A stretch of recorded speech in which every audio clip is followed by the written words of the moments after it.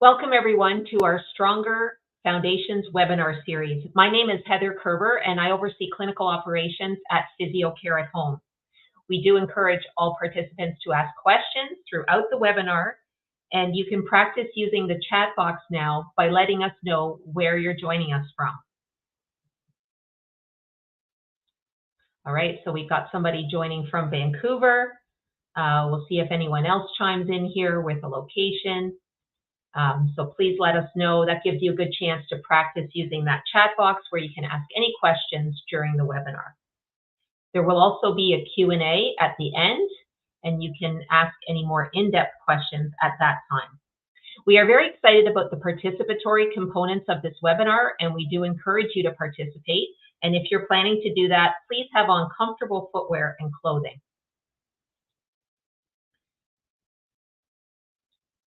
Since today's webinar is a free educational event, we are not able to individually assess or prescribe treatment during the webinar. Please feel free to observe throughout the optional participation components. And of course, we always recommend speaking with your physician to determine if exercise is safe for you. We look forward to telling you more about our virtual and in-home rehabilitation services. Now let's get started. I'm going to turn it over to Leslie, one of our physiotherapists. Alrighty, thank you, Heather. And welcome everybody to today's webinar. This is our third webinar of our four-part series. And in the past webinars, we learned how to hinge at the hips. We learned how to do a functional squat. And so today we're really going to be piecing all of those key movements together when we practice the floor transfer. So we do have a video later on to show you how to do that safely. And today's topic, it brings us to consistency is key. So when we think about all of those motions and all of those key movements, the hip hinge, the squat, we're putting them together and practicing a major movement, such as the floor transfer. Now, consistency is key. We often hear, I've heard this many, many times, if you don't use it, I'm sure you're saying on your end, lose it. And that is unfortunately true with physical activity. So you really do have to stay at it. Find a schedule that works with you and stay consistent because it really is key. It takes time. Everybody has their starting point. So if performing that floor transfer or that bigger movement is too much now, we work at it with a slow progression and then it's possible. Alrighty, so my name is Leslie Dappoloni. I'm a physiotherapist with PhysioCare at Home. I'm Team Nova Scotia's community care leader, so this means I do outreach programs such as webinars and communications. I have a bachelor's degree in kinesiology and in physiotherapy. I'm bone fit trained. That means working with individuals with osteoporosis. And my areas of interest are working with geriatrics, post-operative rehabilitation, so those individuals that have had hip replacements or knee replacements, respiratory rehabilitations, individuals with lung conditions, or vestibular rehab, so that famous vertigo, the dizziness. Alrighty, so you've seen this slide if you've joined our previous webinars, and let's talk about, again, these negative aging stereotypes. So we really want to nail this home that these are negative stereotypes, and we want to empower you because the common phrase, you can't teach an old dog new tricks, is false. We know this is false because new skills can be learned at any age. And a prime example that I have with one of my clients that I work with, an 88-year-old woman, she predominantly used a walker for mobility. And just with a few weeks of training, she's now using walking poles.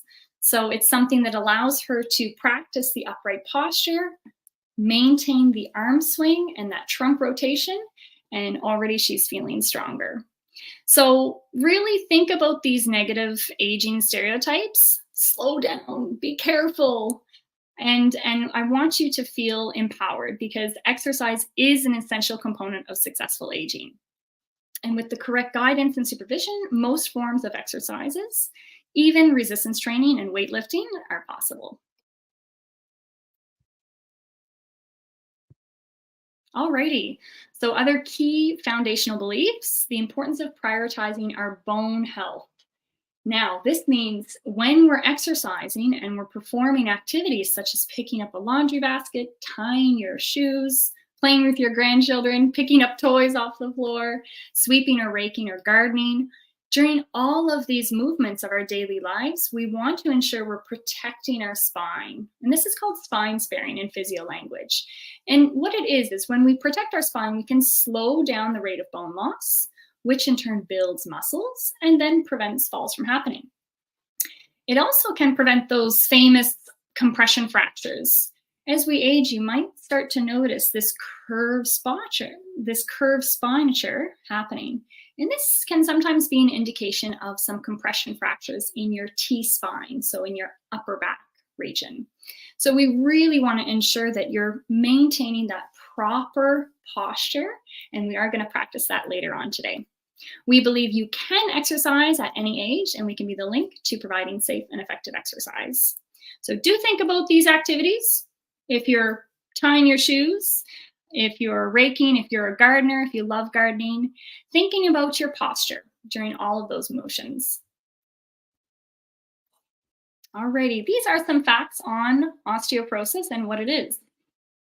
So it is a condition that does affect the bone, and what happens with the bone, it ends up becoming frail and brittle. The bone density is lost.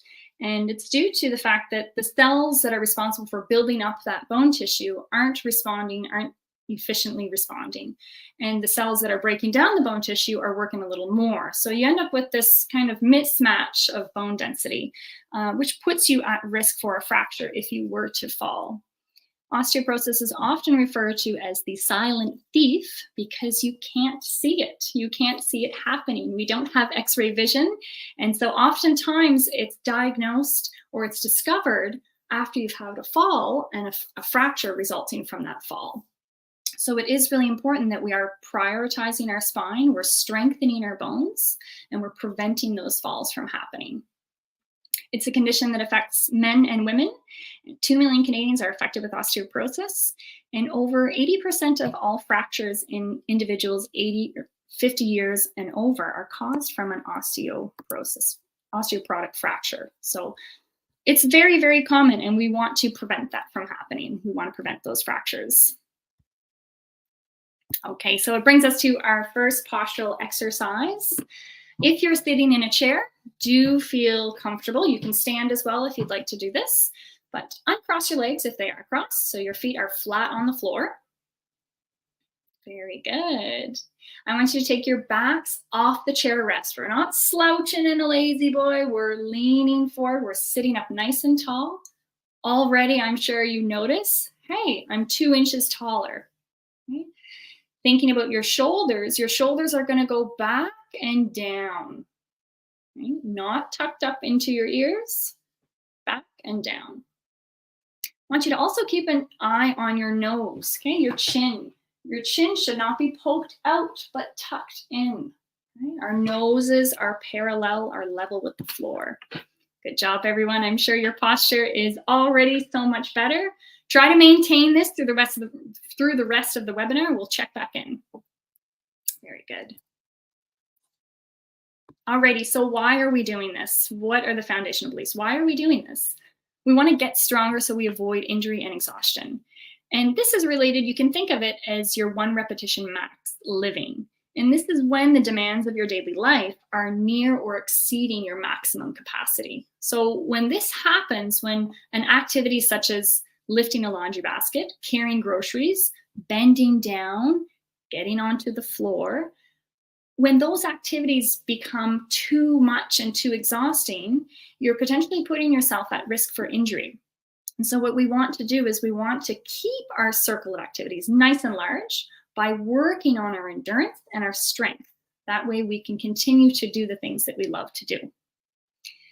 So thinking about these activities here on the column on your right, do any of these activities really take the best out of you? Feel free to comment in the box who can get onto the floor safely, key word safely, and who does this every day? When was the last time that we did this? Feel free to comment. What about lifting a laundry basket or carrying grocery bags? All of these activities, do any of them really take the best out of you? So if they do, if you're finding, well, hey, yeah, it has been nearly a decade since I got down on the floor, think about this. We can get you back there. And I have a wonderful story to tell you. I was working with a 90-year-old lady. She had one knee replacement done in one knee, and the other knee was done twice. It was over a decade since she got down onto the ground. And just with 6 weeks of training and practicing, we were able to get her down safely and confidently. And she was so thrilled. She broke out in tears. It was a moment that was really, really powerful for both of us, empowering, and she felt so confident. So progress truly is possible, and you can take an activity that you haven't done in years and work on it. So we do have a video on how to practice this floor transfer. Alrighty, so just a little bit of research about exercise for older adults. Oftentimes, programs that have been designed for seniors are too easy. Chair aerobics, I can think of very, very commonly. They're too easy. And sometimes those exercises do put some strain on your back. Okay, if you have osteoporosis and you're bending forward, picking up weights from the ground, you're putting an extreme load on your spine and potentially risking injury, putting yourself at risk for injury. So we know with research has demonstrated that there's a necessity of resistance training for bone health and muscle strength in older adults. This means weightlifting, using resistance. Building and maintaining strength decreases the risk of falls and injury during everyday life. Those who are consistent with exercise and movement make the most gains in their physical health and fitness. So it doesn't happen overnight. It does take time, but do be consistent with it and you will see the results. Daily movement and postural awareness, as we've been talking about, will improve an older adult's ability to maintain and remain independent in their community. Learning how to effectively exercise while protecting your spine is essential if you've been diagnosed with osteoporosis. So thinking about those movements that we're doing every day, if we're bending forward with an arched back and picking up weights or picking up toys or a basket of laundry, all of those activities, we really want to ensure that we're maintaining a nice neutral spine. Alrighty, so we are going to practice. We have a video to show you first of the floor transfer. There's a lot of good tips in here, so I do want you to comment, and we'll watch the video twice, just so that everybody has a chance to practice this.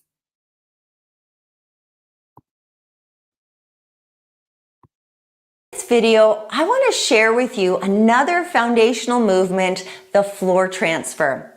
Getting on and off the floor is an essential functional skill, but often this skill is ignored and eventually lost as we age. You'll be miles ahead in falls prevention and preparedness if you are intentional about keeping or regaining your ability to get on and off the floor, no matter what your age. If you have arthritis or knee replacements, you may have been told that you shouldn't kneel, but generally speaking, kneeling will not harm your knees, and in fact, exposing them to a little bit of kneeling at a time can help to desensitize them. You can always use a softer surface or a pillow to support your knees when you're kneeling. And if you have painful wrists, try placing your fists on the floor rather than your palms, as that will help to keep a neutral position in your wrists and mitigate some of the discomfort. And finally, if you have osteoporosis or osteopenia, the key is to protect your back while safely getting on and off the floor. And that means that we're going to be using our hip hinge to get in and out of the movement rather than curving our spine.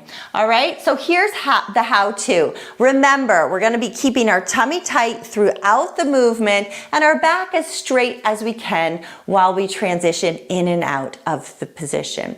All right, so getting onto the floor, there's a few different options, but here's one that I like. So tummy's tight, we're going to hinge at our hips, and we're going to be using a sturdy surface like a stool, a coffee table, or a sturdy chair. You're going to place your hands just on the chair or the stool or the coffee table, hinging at your hip, tummy is tight.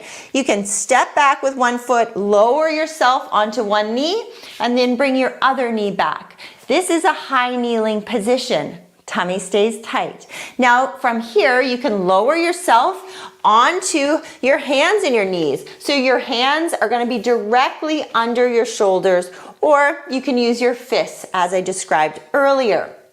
Now, two options to get all the way down onto the floor. You may want to just lower yourself down from here. So you just step your knees back slightly and lower yourself onto your forearms and then onto your belly. All right, that's one option. And then to get out of this position, you simply press through your elbows and forearms as you move your buttocks towards your heels, getting back into that hands and knees position. Now, the other option is to get into this side seated position like so. Lower yourself down onto your elbow and forearm into the side lying position all the way down. And then from here, you can roll onto your back and then you're safely on the floor. To get out of this position, we just reverse. We turn or roll onto our side and then we press up through our hands, our elbows, forearms, side seated position. And then you can just carefully turn onto your hands and knees, tummy stays tight, and then finding that supportive surface to step back out. One foot comes forward and then you're going to press up. You can press through your thigh or through the surface and then onto both feet. Again, watching your back is straight and you're hinging and then standing tall from your hips. Now, a simple reminder that I'd like to show you is when you are on the floor, it's important if you're in this position that you don't just simply roll onto your back or back into the seated position like so, because that puts a lot of extra strain and stress on your spine, and especially if you have osteoporosis or osteopenia, we really want to be cautious and mitigate the potential of any injury to your spine. So I always recommend you go from a side seated and then side lying position, rolling onto your back safely, or from the hands and knees position, lowering yourself down onto your belly from there, okay? Now, I hope this was helpful. This is such an essential and important foundational exercise. You will see this throughout our Standing Strong program. We will eventually progress to getting on and off the floor, but it's something I hope you practice, and I look forward to seeing you soon.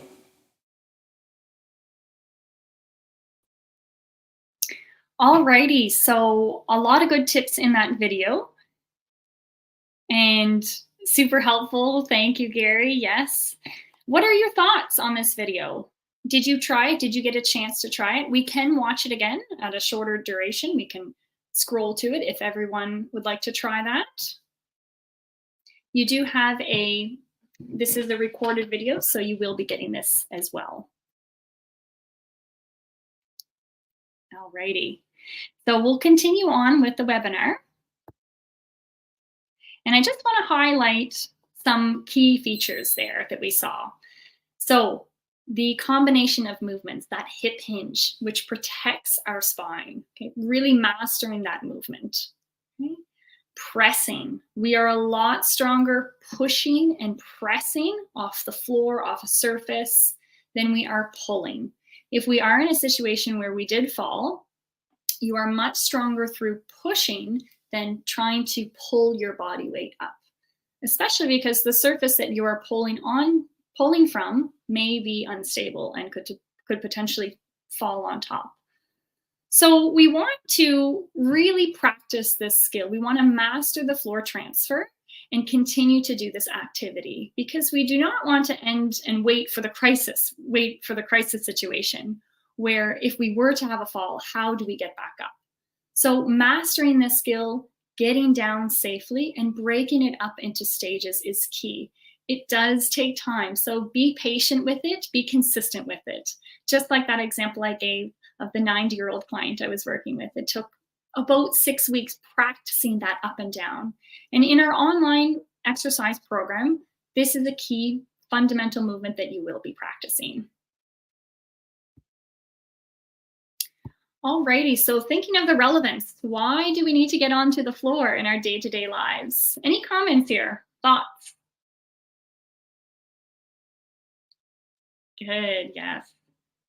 Yeah, simply even getting onto the bed, right? Practicing rolling, good techniques. Exactly. So making sure that our spine is staying neutral. We're not arching our back or falling back or doing a sit up as we come out of bed. Practicing that neutral spine, rolling onto your side, pushing up into the half seated position, the side seated position, pushing up, getting your feet onto the ground. Exactly. Very good.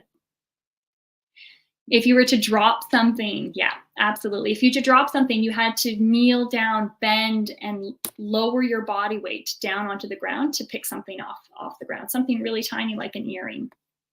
Very good. So these movements are key and are fundamental in practicing. Alrighty, thinking of the big picture, tying everything together. We just had a comment, another one, gardening, absolutely. Gardening is key. Kneeling down, practicing that neutral spine, absolutely. So if we're thinking about putting all this message together, prioritizing your bone health every day, getting stronger to avoid exhaustion or injury, knowing where to get and receive specialized guidance, you're on track to understanding progress is possible, movement is medicine, and consistency is key. So thank you so much for attending the webinar. We just have a few more tips on how to stay consistent. So adding resistance training and weight training to your exercise program, focusing on the key muscle groups at least twice a week. Okay? Don't do the exact same every single day. Keep your body guessing. Okay? Work on balance, learn a new exercise, do indoors, outdoors activities, change up the route. If you're a walker, if you like to walk, add poles. Okay, like in the example. Here are the guidelines. So these are the guidelines too fit to fall or fracture. They are from Osteoporosis Canada. And they are also the World Health Organization guidelines and Canadian guidelines for physical activity. So these are the ones to follow. All right, what are they saying? So strength training should be performed. Strength training should be performed at least twice a week. All right, we have a comment. How heavy should my weights be? It really does depend. So it typically your weights should be difficult. The last two repetitions of your weight that you're lifting. How heavy should my weights be? It really does depend on the person. Everyone's starting point is different. So, but as a general rule of thumb, if you are doing, for example, a bicep curl and you're able to do 20 repetitions of that bicep curl, it is too easy. Okay? So that's a sign that you might need to increase the weight if you're focusing on strength gains. Okay, you're aiming to do 8 to 12 repetitions of a strength training exercise. And the last 2 repetitions should be challenging. Okay, we want to make change in those muscle fibers, and we do this through putting load on our muscles. Balance exercise should be performed every day. Postural awareness every day. So coming back to our exercise, how is our posture doing? Very good. I hope you all were able to maintain that proper posture with your shoulders back and down. And aerobic physical activity. So the guidelines are 150 minutes per week. It breaks down to 30 minutes 5 times a week. And if doing a consecutive 30 minutes is too much for you, you can break it into 10-minute chunks. So examples of brisk walking, dancing, jogging, aerobics class, swimming, biking, those are all aerobic activities that is challenging your heart and lung function.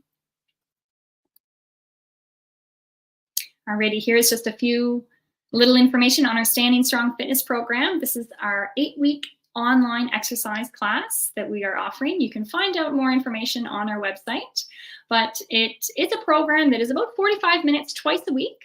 And what this is, you choose your own time. So if you're an individual that likes to work out on Sunday and Tuesday, then those are your days. You pick the time that works best for you and you continue on with the exercise class. The example videos that we show are from the fitness program, and so they give you a little sneak peek on what it is.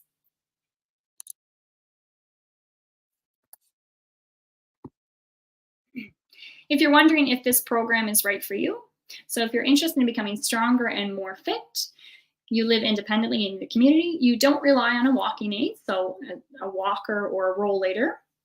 You've been advised and cleared to exercise regularly. You're looking for safe, guided, research-based exercise.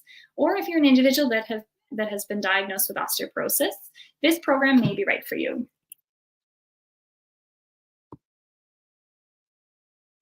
Alrighty, we do have a summer promotion of $49.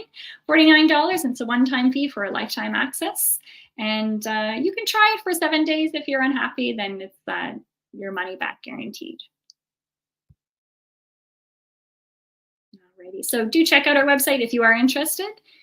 Like I mentioned, it's 8 weeks long, 2 classes per week, and you'll be guided through an online exercise class.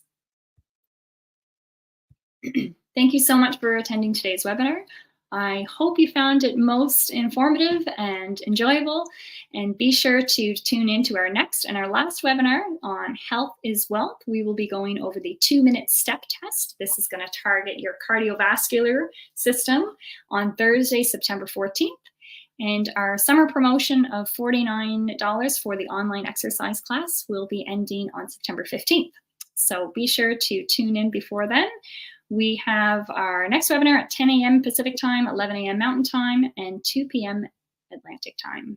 So I'm going to turn it back over to Heather for some final thoughts. Thank you so much, and take care. Thank you, Leslie. Okay, so as we wrap up here, if there are any final questions, now's the time to type those into the chat box. We can certainly still have Leslie answer those. We'd love to hear your feedback. We'd love to hear what's your one takeaway from today's presentation. So I'll just wait a minute here to see if we get anything coming in, to see what people are taking away from today's webinar. So we've got a comment here from Gary about his posture.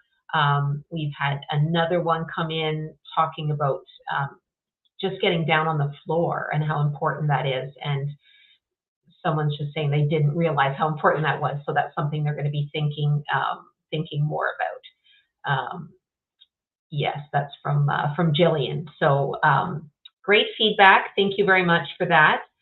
Following this webinar, you will be receiving an email with additional information on next steps to sign up for Stronger at Home. If you don't see it in your inbox, please be sure to check your junk folder. It may have ended up there. In the meantime, if you're interested in any of our in-home physiotherapy services or our Stronger at Home in-person programming, please give us a call or head over to our website that's shown here on the screen. We did have a final question come in here. I'll pop that up, or it's there for you, Leslie. Would you like to just speak to that, how the access to the videos works? Yeah, thanks, Marjorie. So the videos are all accessed online, and you can go to our website, www.strongerathome.com. Heather, do you want to flash that? There's also in the link afterwards, strongerathome.com. And so you'll be redirected there. If you are interested in joining onto the online class, you'll have an account, you can log in through there, and the videos come in 2 weeks at a time. So you won't be bombarded with too many videos at once. You'll be directed on how to follow each week exactly. How do you access the practice classes? So the practice classes, the online, you can register for them. There is a fee for those classes. It's twice a week for 8 weeks long, and we have the summer promotion for $49 for the whole 8 weeks. That promotion is on until the 15th of September. And so what would happen, you could purchase it, you can test it out for 7 days, then you would be directed to the platform online where you can see the videos, the assessment process, all the different types, and you can go at your own pace. You can choose your own time. All right, thank you, Leslie. And we have someone else commenting that she did pay but doesn't know how to access. So we will reach out to you, Petra. Thank you for that question. Sorry to hear you had trouble accessing the videos. We'll definitely make sure we get in touch with you right after the webinar to make sure you have that access. So thank you everyone for attending today. Remember that consistency is key, and we wish you a wonderful rest of the day. Thank you.